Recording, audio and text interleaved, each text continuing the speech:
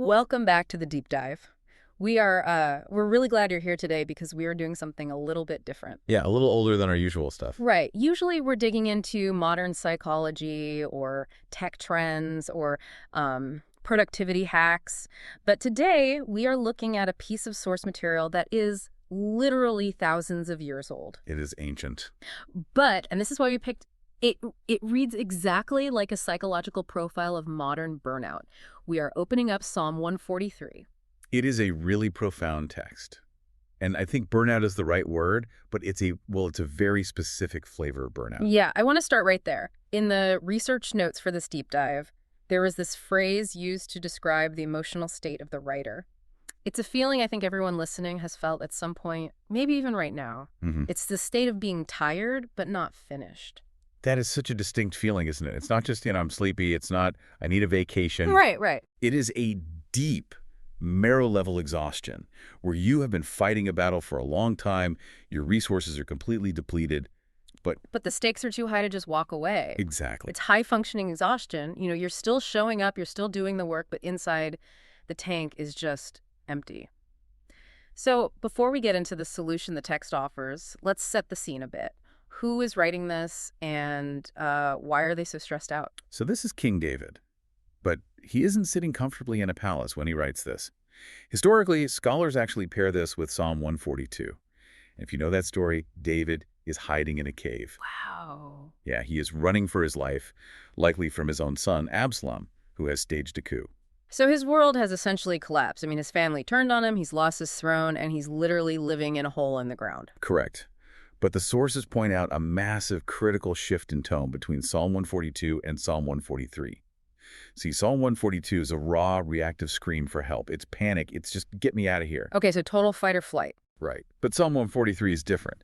It's what happens after the panic settles and the cold reality sets in. It is still urgent, but it's strategic. And really, the mission of our deep dive today is to unpack that strategy.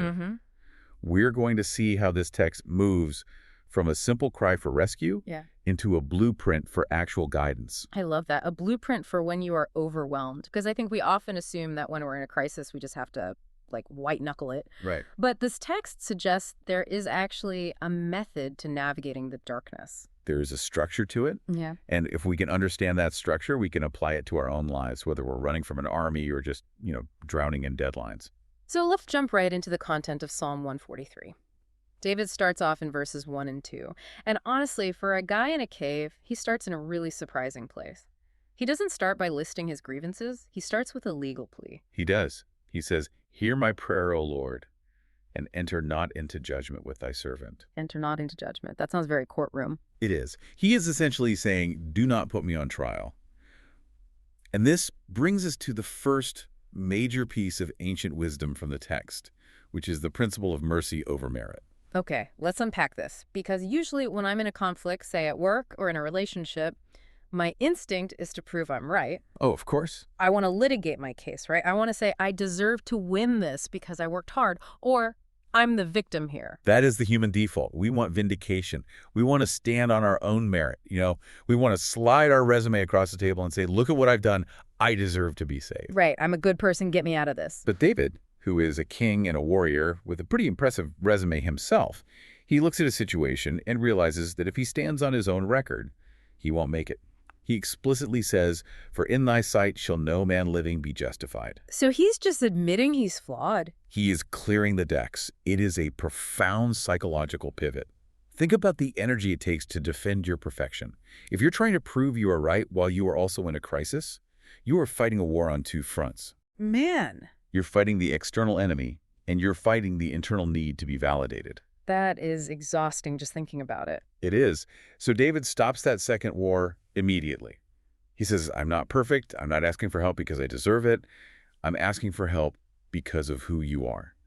He shifts the burden off his own performance and onto God's character specifically, his faithfulness and righteousness. That feels like a huge relief, honestly. It's like you don't have to be perfect to ask for help. You just have to be honest. Precisely. It opens the door to a real relationship, rather than a transaction where you're trying to buy help with your good deeds. So he drops the ego. Yeah, But then once he's established that humility, he gets very real about what he is going through. In verses 3 and 4, the imagery gets incredibly graphic. it does. It gets very dark. He says, the enemy has smitten my life down to the ground. He talks about dwelling in darkness as those that have been long dead. And then this phrase that really stuck out to me. He says, therefore is my spirit overwhelmed within me. My heart within me is desolate. Desolate. That is a heavy word. It sounds like total burnout. It is, and I think it's crucial for us to pause here and recognize what the text is doing for us. It is validating the emotional reality of the believer. What do you mean by that? Well, there is often this pressure, especially in spiritual circles, to maintain a positive front. I'm too blessed to be stressed, right? Or the idea that if you just had enough faith, you wouldn't be sad. Oh, yeah, toxic positivity. Just smile through it. Exactly. This text rejects that completely. David is famously a man after God's own heart, yet he feels like he is dead inside.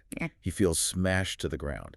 The text is saying, your feelings of being overwhelmed are real, they are valid, and you don't have to hide them to be in a relationship with God. That's powerful. You have to name the darkness before you can light a candle. Yes, you can be completely aligned with your values and still feel crushed by life's circumstances. But, and this is the key, he doesn't stay there. He doesn't just wallow in the cave. This is where the sources point out the major pivot. It happens right in verse 5. This is the turning point of the entire deep dive. So after describing all this darkness, David says, I remember the days of old. I meditate on all thy works. I muse on the work of thy hands. I remember. It sounds so simple, almost passive, really. Yeah, it sounds like he's just being nostalgic. Like, hey, remember the good old days? But the analysis here suggests it is actually a weapon. This is memory as a discipline. Think about what happens to your brain when you're in a crisis. What happens to your field of vision? It narrows. You get tunnel vision. All you can see is the problem right in front of your face. Exactly. The immediate threat feels permanent and all-consuming. So by forcing himself to remember the days of old, David is manually widening his aperture. He is looking at the data set of his entire life, not just the last 24 hours. So she's looking for patterns. He is looking for a track record. He's reminding himself that he has been in impossible situations before facing a giant, running from King Saul, and he survived. God showed up then. The sources actually call this memory strengthening present endurance. That's it. It's using the evidence of the past to generate fuel for the present. He's essentially saying, the story isn't over, because I have seen how the author works in previous chapters. That fuels the next verse, verse 6, where the tone shifts from memory to desire. He says, I stretch forth my hands unto thee, my soul thirsteth after thee as a thirsty land. That image of the thirsty land is so visceral. It makes me think of cracked earth, just totally parched. It illustrates a deep spiritual dryness. But notice the physical action, I stretch forth my hands. In that culture, that is the posture of a child reaching for a parent, or a beggar reaching for bread. It is an act of total dependence. He's not just sitting there waiting for rain, he's reaching for it. It is directed desperation. He knows he is empty, but he also knows where the water is. He isn't just venting into the void, he is channeling that need toward a source. And that direction brings us to what might be the most critical part of this entire deep dive. If you take one thing away from our discussion today, this is probably it. We get to verses 8 through 10. This is the core insight. Now, there is definitely urgency here. He says, hear me speedily, my spirit faileth. He's on the clock. But look at what he asks for. He doesn't just say, save me. In verse 8, he says, cause me to know the way wherein I should walk. And in verse 10, teach me to do thy will. Stop there for a second. This is huge. Why is this so significant? Think about how we usually pray when we are in trouble. We usually pray for escape. Get me out of this job, fix this relationship, make this pain stop. Yeah, we want the eject button. We want relief. But David isn't just asking for escape. He is asking for guidance. He says, cause me to know the way. He wants the map. Yes. And here's the quote from the source material that really stopped me in my tracks. It says, relief without direction leads to repetition. Oh, wow. Relief without direction leads to repetition. Think about it. If God or the universe or a lucky break plucks you out of the fire, but you haven't learned how you got there or how to walk differently, what happens? You just wander right back into the fire? Exactly. You see this all the time. Someone gets bailed out of financial debt, total relief, but they don't learn the discipline of spending. 6 months later, they are in debt again. Relief without direction. Or in relationships. You break up with a toxic person, you feel great relief, but you haven't learned what healthy looks like. So you date the same person with a different face next month. Precisely. David is showing immense maturity here. Mm, He is saying, don't just save me, teach me, show me the path so I can walk differently. He is seeking transformation, not just comfort. that is a brave prayer, because show me the way I usually implies that I have to move, I have to change. It does. It shifts the relationship with God from being a vending machine. Insert prayer, receive relief, to being a guide. Show me how to live. So what does this all mean for us? Because we aren't ancient kings. We are dealing with modern stress careers, families, just the constant noise of the world. How does this strengthen our trust and relationship with God today? The principles are identical. Let's look at the modern application notes. The first point goes back to that opening verse about judgment. The source calls this choosing humility in hard seasons. Which is so countercultural. It is. When we are under pressure, our instinct is to be defensive. But the psalm teaches that self-awareness accelerates healing.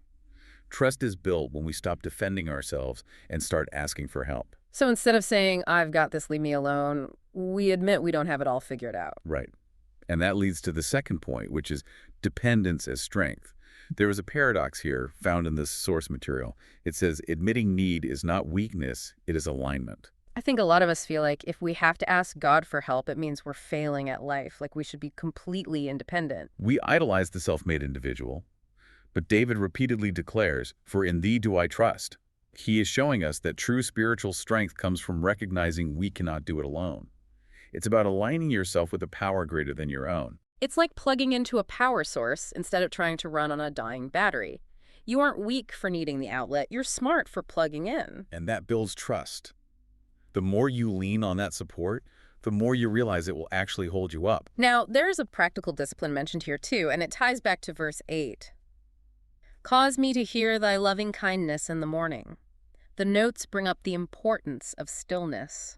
This is a massive challenge for the modern listener. In the morning suggests a time before the chaos starts. Before the emails, before the commute, before the kids are screaming. David says, cause me to hear. You can't hear if there is constant noise. The expert analysis here argues that clarity requires stillness. It's the digital hurricane we live in. If the first thing you do is scroll social media, you're already reacting. Exactly.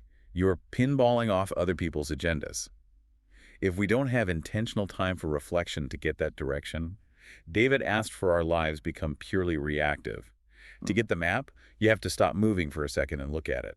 That connects perfectly to the next application point, which is about the actual content of our requests.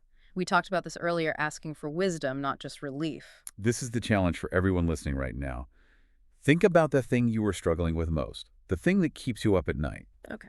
The natural prayer is, make this stop. But the invitation of Psalm 143 is to change that prayer to, show me the next step. Teach me to do thy will. It's shifting from a victim mindset to a student mindset. What's this season trying to teach me? Where's the path through this?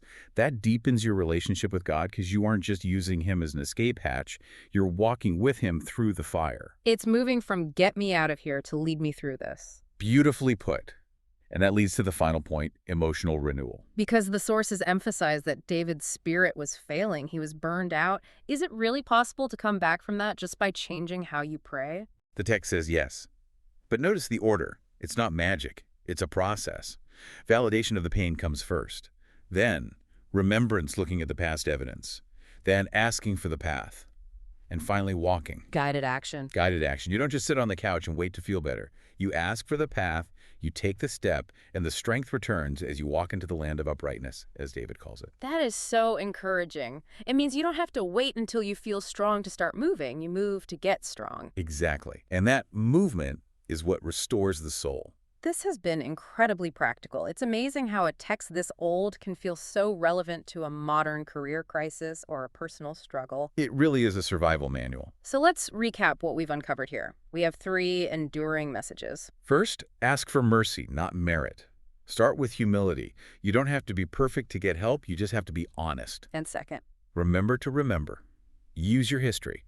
When you are panic-stricken, force your brain to look at the track record of God's faithfulness in your life. Use the past to fuel the present. and the third one, which I think is the real game changer. Seek direction over relief. Don't just ask for the pain to stop. Ask for the wisdom to know where to walk next. Remember, Relief without direction leads to repetition. And that builds confidence. As they would say, the one who carried you before can teach you how to walk forward now. You aren't starting from zero. You have a history you can lean on. So, we want to leave you with a question to mull over. We've talked about a lot today, but it really comes down to how you interact with your own challenges this week. Right. Look at that one area where you feel tired but not finished. And ask yourself, how will you apply this information in your life? Specifically, are you asking only for relief, or are you brave enough to ask for direction? That is the question. Relief or direction? It makes all the difference. Thank you so much for diving deep with us today. We hope this text gives you a new way to navigate whatever thirsty land you might be walking through. Indeed. We'll catch you on the next deep dive.